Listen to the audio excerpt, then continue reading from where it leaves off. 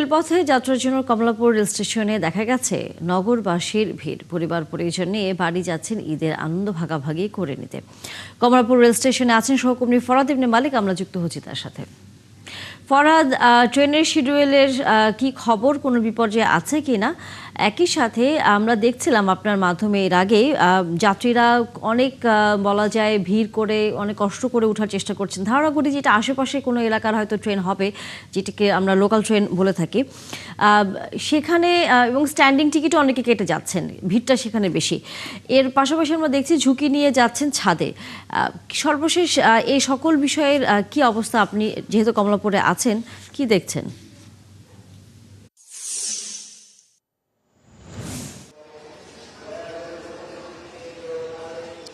Tania, Kamalapur rail স্টেশনে আজ ট্রেনের যে শিডিউল বিপর্যয় সেটা নেই।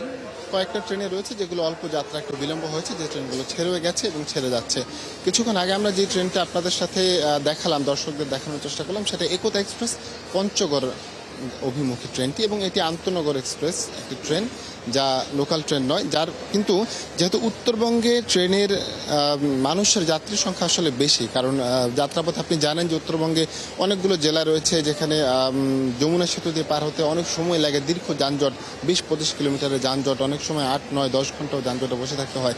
যার ফলে তারা ট্রেন যাত্রাকে তাদের জন্য সবচেয়ে সহজ যাত্রা বলে তারা মনে করে থাকেন, যে জন্য তারা ঝুঁকি নিয়ে এবং যেভাবেই হোক তারা ট্রেনে যাওয়ার চেষ্টা করে থাকেন। তবে প্রতিবারের মতো এবারও অতিরিক্ত যাত্রীর চাপ সামলাতে গিয়ে হিমশিম অবস্থা হয়ে গেছে রেল কর্তৃপক্ষের, এবং স্ট্যান্ডিং টিকিট অর্থাৎ অস্থায়ী যে টিকিটগুলো রয়েছে, সিট ছাড়া যে সকল টিকিট, সেই টিকিটগুলো কেটে আবার অনেকে টিকিট না কেটেও রেলের ছাদে উঠে পড়েছেন। কর্তৃপক্ষ বারবার চেষ্টা করেও আসলে এই জায়গাতে ব্যর্থ প্রমাণিত হয়েছে অন্যান্য সময়ের মতোই। এছাড়া অনেকে টিকিট কেটেছেন, টিকিট কেটেও তারা নির্দিষ্ট গন্তব্যের জন্য যে ট্রেনটি তারা রয়েছে, যে ট্রেন রয়েছে সেই ট্রেনে তারা উঠতে পারেননি। এমন ঘটনা প্রতিবারের মতো এবারও ঘটেছে। এছাড়া অনেকে ট্রেনের টিকিট কেটেছেন, টিকিট কেটে তারা সিটে বসতে পারেনি, তাদেরকে দাঁড়িয়ে যেতে হয়েছে এই অবস্থা। এখন যে ট্রেনের সামনে দাঁড়িয়ে আছে সেই ট্রেনটির নাম জয়ন্তী এক্সপ্রেস, এটি সিলেট অভিমুখে যাত্রা করবে। তবে অন্যান্য বারের মতো এবার কিন্তু এই জয়ন্তী এক্সপ্রেসটিতে কমলাপুর থেকে ট্রেনের খুব একটা ভিড় দেখা যাচ্ছে না, হয়তো বা বিমানবন্দর রেল স্টেশনে ভিড়টা একটু বাড়তে পারে। ট্রেনের যাত্রার এই অবস্থা, যেহেতু আজ পোশাক কারখানা ছুটি হচ্ছে, আজ থেকে শুরু হচ্ছে, যার ফলে কিন্তু ট্রেনের যাত্রার ভিড়টা একটু বেশি বাড়বে। আমরা সবসময় এই ঘটনাগুলি দেখে থাকি। তবে নারীর টানে বাড়ি ফেরার যে একটা যুদ্ধ, এই যুদ্ধের কাছে বেশি যাত্রী চলাচল করছেন, আপনি যেমনটা বলছিলেন। ধন্যবাদ ফরহাদ ইবনে মালিক। নিশ্চয়ই যুক্ত হব আমরা আবারও রেলপথের খবর জানবার জন্য।